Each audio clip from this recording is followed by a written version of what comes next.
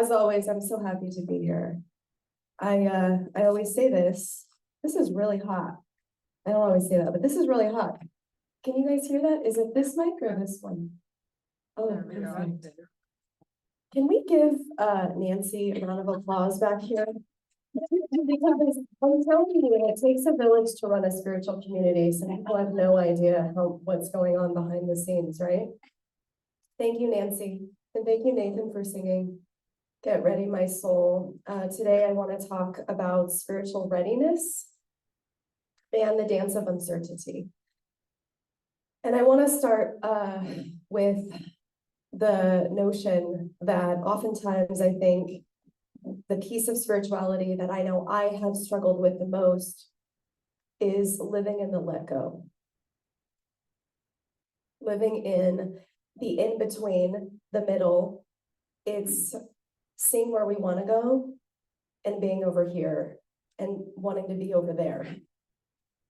It's the sacred pauses, the detours, the stop signs, the challenges in life that are asking us to become more clear, more aligned, to deepen and to trust something greater.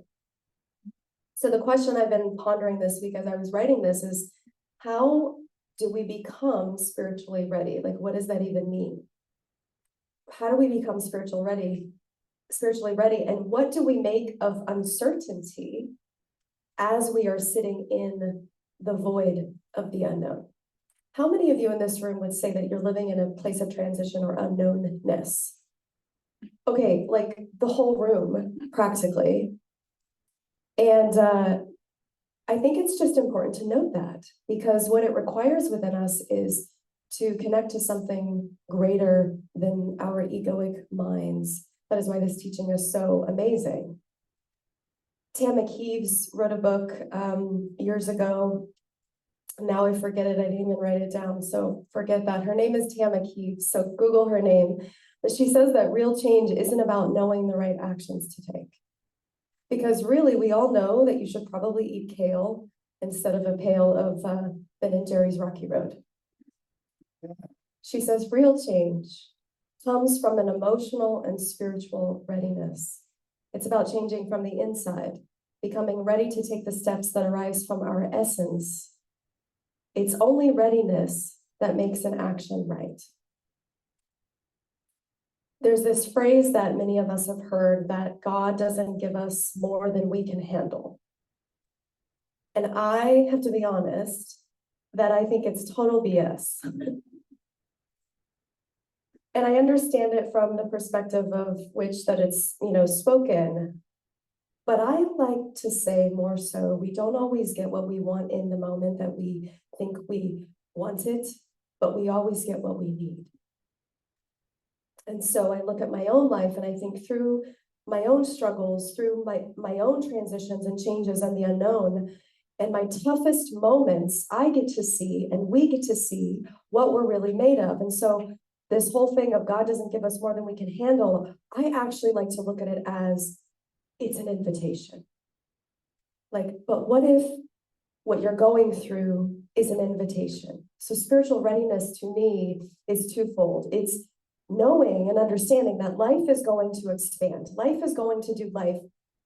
It's going to happen in my orbit and around me, despite my resistance. We can look to nature to prove that, right? And the invitation into spiritual readiness, as we teach in this teaching, lies within my own power, my own conviction, my own sincerest, truest trust of knowing what I am, of knowing whose I am, of knowing my connection to something greater. So readiness to me is and has been this process of becoming. And it's activated through the power of our hearts, yes, but the power of our minds and our willingness to work these principles, to believe them. So that when your faith is tested, you can ask yourself, okay, what am I going to choose?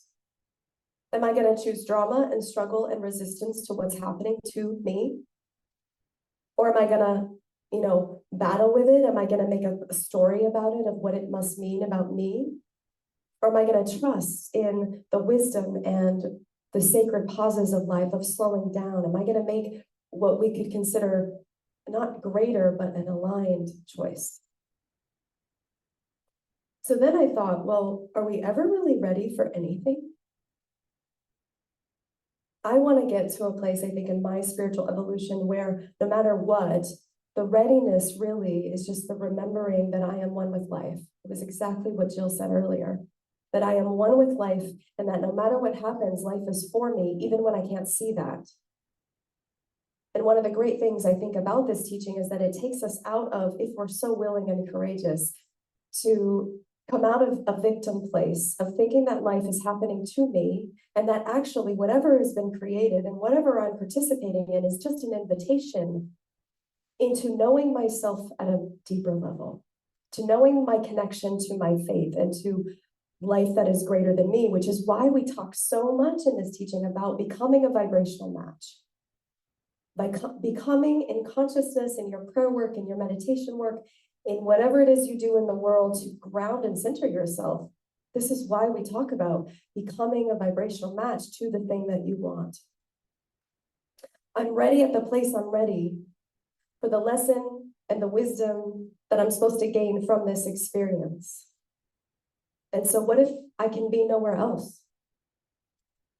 If we're always in the right and perfect place, we get to ask ourselves questions then like, okay, if I'm not a victim of my life and things aren't happening to me, then how am I being called to serve? What is this situation that I'm in right now asking me to become? What is the situation wanting me to develop within myself? What is the invitation? Therefore, I can't be a victim then of my circumstances. And then I get to notice how I'm participating in this unfoldment. And some people don't like to hear this, but I've often been told this as well when I'm in my stuff. I called it in. What if I called it in? What if you called it in? Because there's something that we are meant to know and to become and to learn about ourselves. And so years ago, this is an example years ago of my own life. I wanted to produce and start a podcast. Do any of you listen to podcasts? It's like the big thing, or you listen to books on audio. And something about it years ago, when I had this vision, it just didn't feel right. And it felt completely overwhelming. And that was when everybody was doing it. This was probably 10 years ago when they first started and nobody really knew what a podcast was. And I think about how fast forward all these years, 10 years later, and I am now in the moment, in this moment, going into the studio and recording a podcast. And I'll be honest with you, it's scary. It's nerve-wracking. You don't know if what you're going to say is going to land. You have to constantly think about, well, why am I doing this? What is this really for? And I realize now that the reason the timing wasn't right was because the very thing that I'm talking about, that the podcast is about, is what I've been walking through and becoming over the last few years of my life. And now it makes sense. I wasn't fully embodying the things that I thought I wanted to talk about. I hadn't, you know, that feeling of you want to be something, but you haven't fully integrated it into your own experience. You can, it's kind of like when you become a spiritual practitioner, or when you become a student of the science of mind, and you start to work with these principles in your life, and you feel a little wobbly. You say your first spiritual mind treatment, and you're like, I don't believe it. I know all the right words, but I don't fully believe it yet. It's that kind of integration that I'm talking about, where I didn't feel like an expert, or that I had the right to speak about the things that I wanted to talk about because I hadn't really lived it. Does that make sense? It's kind of like that imposter syndrome, or feeling like a spiritual fraud. So what I realize is that I was ready now. The lessons that I've learned in the last few years, in order for me to do this thing, are now aligned. And so now it's all divinely guided. So guess what? I declared that I wanted to do the thing, and then all of the resources and the people and the perfect readiness, you know, all of it has been created for me to create this podcast for free. Like, the studio is 5 minutes from my home. happens to be a good friend of mine for free. He's willing to edit and help me mix it and do all these things. And I'm thinking, wow, I didn't even know that I didn't have that resource 10 years ago, 5 years ago. Was it a coincidence? I don't think so. Years ago, I ran into Dr. Michael Beckwith. Are you all familiar with him? He wrote the Life Visioning Process. He's a minister within our teaching. He has a center in Los Angeles. And I remember I was at a conference in Salt Lake City years ago, and Michael's kind of a celebrity now. And he was standing at a booth, his Agape International Spiritual Center booth, by himself, which is unheard of. Like, when do you ever get one-on-one attention from Michael Beckwith? So I beelined it over to him. And we've known each other since I was, introduced to this teaching at, 16. And I said, I want to ask you something. He said, ask me anything. And then it's like, well, crap, I didn't prepare. Like, now what? You're in the moment and you're like fumbling over your words. And I asked him, because I was a ministerial student at the time, how do you prepare your talks? Like, when you see him on stage and he gets up there, he has no notes. He just gets up there and talks like, what's that word? How do you say that word? Extemporaneously. And it's like he is a channel, and he just hits you right here. And oftentimes he doesn't remember what he said, so he's channeling. And so I asked him, because, as a new student, I wanted to know, or ministerial student, I wanted to know, like, how do you do it? And he said, well, I first started with pages and notes. And then I graduated to a little note card, and I would write my talk on my note card. And he said, and then now I just wake up. He's been doing it for 30 something years. I wake up 2 hours before I need to be at Agape, and I just sit in meditation and I listen and I allow what needs to come through me to be spoken. And then I get on stage and I just do it with no notes, which is amazing to me, because as you know, I have notes here. And I said, well, how did you build that trust muscle? He said, by doing it. And he said, I had this experience once in LA at Founders Church where he was standing, and I don't even know, because of the time period then, I think he was standing under one of those lights. He had written his talk or something on paper back in the day that you had to have a light to see it. Like, am I that young? I don't remember. Do you guys know what I'm talking about? And he said that something happened to the electricity. I don't know, but he wasn't able to read his notes. And then he had an experience in a park where the wind blew his notes away, and he was forced to trust himself. And he said, Savanna, the words came through you, right? Like, you wrote the talk. God wrote the talk through you. I said, yeah. And so it just made me think about how success isn't always measured in the final outcome of having it be perfect, of having it look the way that it's supposed to, of having to get the thing that we want. It's in the steps of it. You notice he has steps. It's the steps. It's the refinement. It's in the becoming. It's seeing how we grew from this phase of our lives to this phase of our lives. And so in uncertainty and change, I don't know what people are going through in this room, but I would imagine that there's someone in here who is experiencing a loss of some kind, or a job loss, or a divorce, or the death of a loved one, or maybe, an overwhelming health challenge.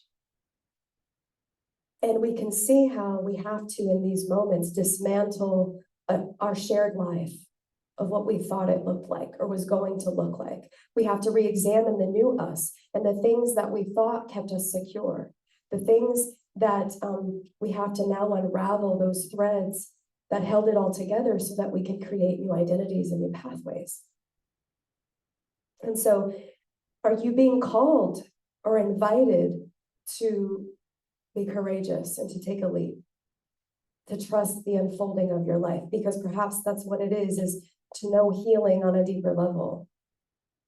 It means that we are asked then to, in these moments, I believe, to sit in those uncomfortable pauses and up-level conscious and ask ourselves, what am I being invited into?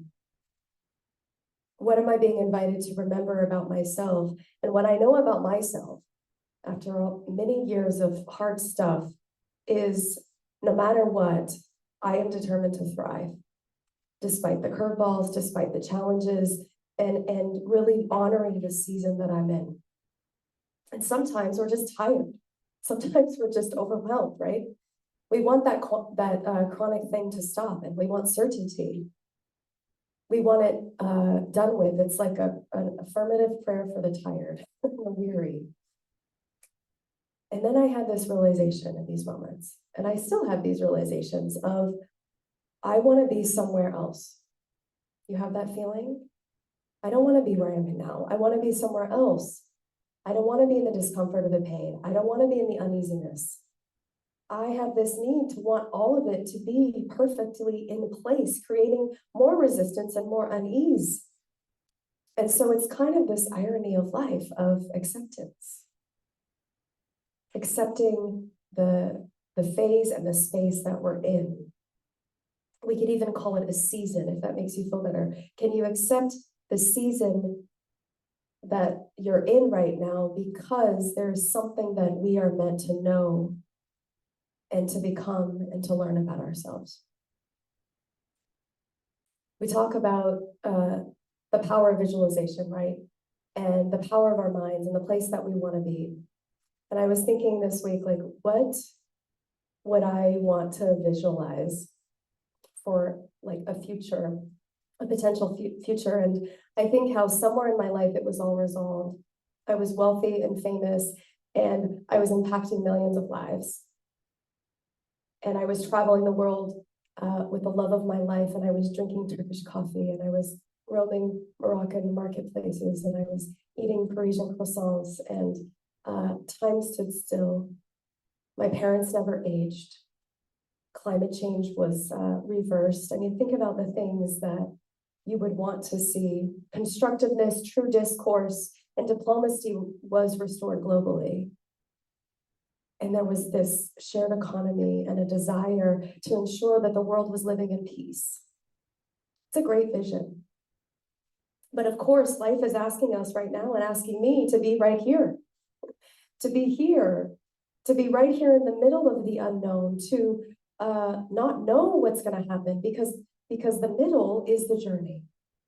Here, if we pause, are where the answers are. It's where the unexpected miracles are. It's where the unexpected gifts are. It's where the payoffs exist. It's where we would say infinite possibility and opportunities exist. And we can visualize our future, but can we also see that right here is where the presence is? That right here is where good is. Like if you just close your eyes for a moment and just felt within yourself that right here is where I am free in myself. I don't have to be anywhere else. Right here is where I can surrender to my not knowing. And right here is where growth is.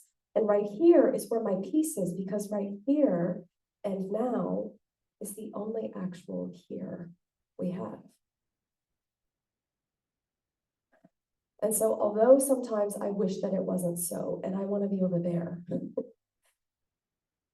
and if I consider this right now, that being in the middle is answered prayer, because it's catapulting us to change. It's catapulting us to become something else. And sometimes it feels scary and uncomfortable and awkward and so unknown. And we're seeking to control our situation and the outcomes and to manipulate others to get what we need, because we're not asking the right questions.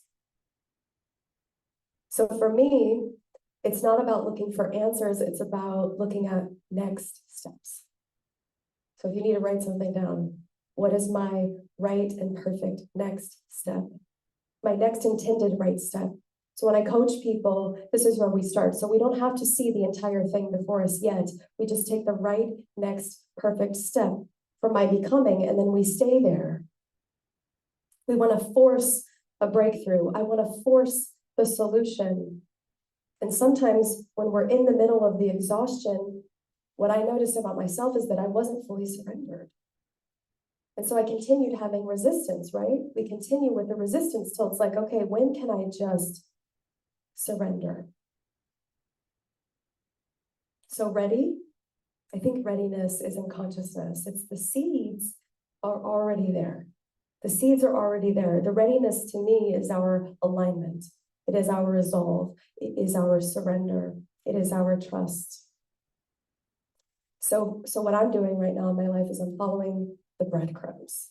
And what do I mean by that? Well, the pieces that are leading me to an extraordinary life that I cannot see yet, but I can, and am willing, I guess, the willingness to trust that my life is unfolding extraordinarily, even though I don't see the full picture yet. And even though you can't see it yet, you take the next step, and then you honor the season you're in. If you're in a season of pause, if you're in a season of excitement, of joy, of going out in the world and do. If you're really in a season of listening, we honor the season that we're in.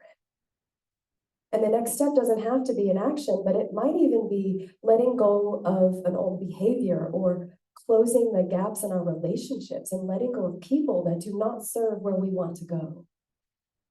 It's having the hard conversation that you're afraid to have. And just accepting that where you are is where you're supposed to be. Tammy Keeves also said that you cannot plan an inspired life. She says you cannot force genius, yet radical creativity, burning love, alchemy, invention, and the blaze of the wild divine do not fit into ordinary methodology. An extraordinary life is, by definition, not ordinary. I think it asks us and invites us to be birthed from within ourselves. And do you guys remember those paint by number sets as children? A paint by number set guarantees you a replica, right? But I don't know that it's a work of art. I mean, we could debate that. I want my life to be a work of art. And that's the ups and the downs and the twists and the turns. And, true change, I don't think happens by rote execution of the same thing every day, but it's through rearranging and understanding our gifts and our abilities and what it is that we're here to give away to the world. And that means that we have to up-level. It means we have to shed our old skin into a new identity that we want to occupy. And so it's being able to say in the moment of any crisis or challenge that you may be dealing with right now, that how is this for me and not against me? 6 months ago, I may have talked about this at some point, I can't remember, but 6 months ago, I hit a really bad, dark place. It was one of those bottom moments, and I was asking that question, how is this for me and not against me? Because it felt like all of life was against me. We have those moments, right? And yet, I had to lean in. I had to lean into my support system, into what I know about this teaching. I was questioning everything. I had to lean into, okay, what is the next right and perfect step? And actually, it was in my surrendering that the next opportunity came. And now I have been rebuilding, and I'm actually in a really good place. Ernest Holmes said, I am guided by the same intelligence and inspired by the same imagination which scatters the moonbeams across the waves and holds the forces of nature in its grasp. We are guided. And I think to myself back at that time period and think, I knew I had access to something because I know this teaching and I've got these tools. But when we're in that place, sometimes it's hard for us to see it for ourselves, which is why our practitioners are so amazing. Somebody who can hold the space for us when we can't see it, when we aren't believing in the great intelligence of life. And what I do know for sure, because of my life, is that we are all made of infinite strength.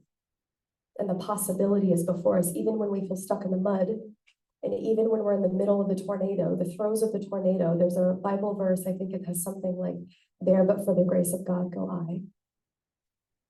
But by the grace of God, I am what I am.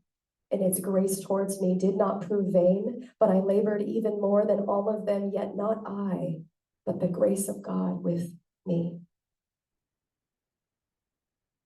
I think one of the things too that was comforting to me in this time was that I could talk to other people in my life who were going through the same thing or going through something, or they had been through it. It's always nice to know that You can see people got to the other side when you're in your stuff. And so we move forward despite our uncertainty. That, I think, is our superpower. For us to be able to say that I do not lack the right life right now. Say that to yourself silently. I do not lack the right life right now. It's our perception and our reactivity to what is happening. The lack of awareness that keeps us from moving. And it's scary because anything can happen. But it's wonderful because finally anything can happen. So for me, and what I offer to you, and what I hope you get from this, is that choosing a life of meaning. I think, Jill, we were kind of brushed on this yesterday very briefly about, are we in search of our purpose, or are we in search of meaning? And I have to forget sometimes of what it feels to be safe, and look to choosing a life of meaning. And with choosing a life of meaning, with purpose, with choices, there's risk. Any choice is a risk except the right one. And it might mean that, as I said before, we sit in our discomfort, and within that discomfort is a deep trust in the good of spirit to always provide. And what is truly safe, I think what is ultimately truly safe, is the life purpose, the meaning we give it, that is calling us. And it starts out for me as a quiet inner prompting. It's like that intuitive hit. It's this soft voice that you only hear in the stillness.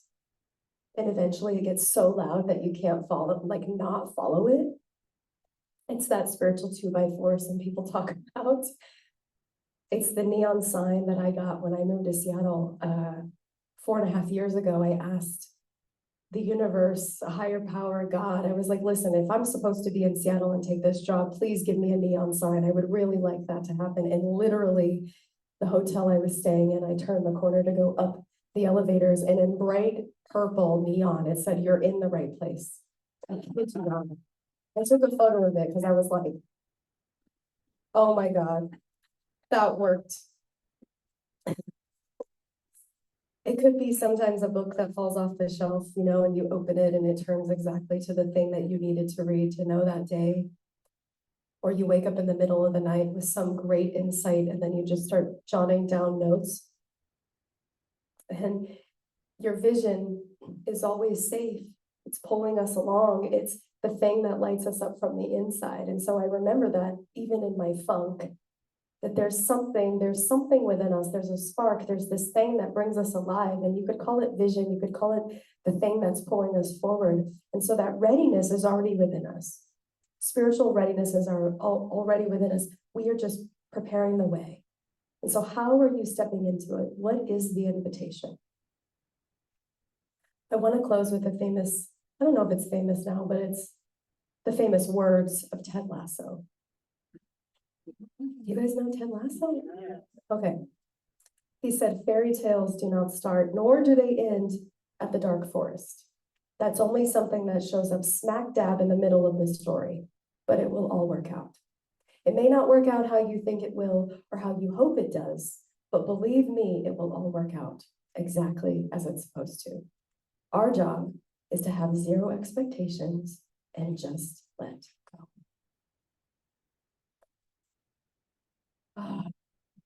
So let us take that holy breath and just go into prayer. Giving thanks, just giving gratitude for the power of community, and for the power of the let go. The letting go, the middle, the unknown, for all that it has to teach us and to show us. Remembering that right where we are in every given moment, the presence is.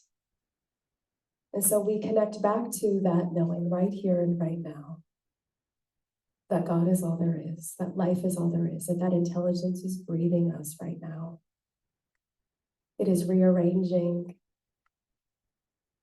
It is that love, it is that peace, it is the grace that is guiding and directing every action, every thought, every behavior in our lives. And so I want you to bring to mind for a moment something that might be a little heavy on your heart today. And we just breathe into it. We don't run away from it. We just allow it to be. Acknowledging that despite the heaviness, that there is still a lightness of being, that there is this powerful presence of beauty and joy and wisdom, that it is inviting us into something aligned. There is something within it that it is here to teach us and to show us. And so we just bless it. We don't have to do anything with it. We bless it. And we trust the unfolding. We trust the right next perfect step for whatever's happening in life right here, in this moment.